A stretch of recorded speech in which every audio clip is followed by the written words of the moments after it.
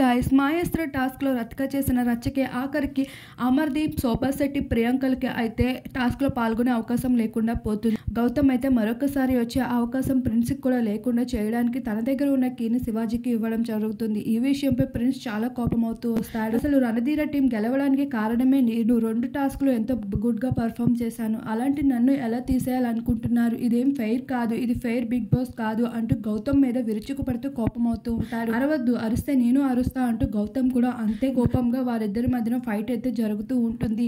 ఇంతలోనే గౌతమ్కి కోపం కంట్రోల్ కాదు, మరొక వైపు ప్రిన్స్ కూడా కోపాన్ని కంట్రోల్ చేసుకోలేకపోతాడు.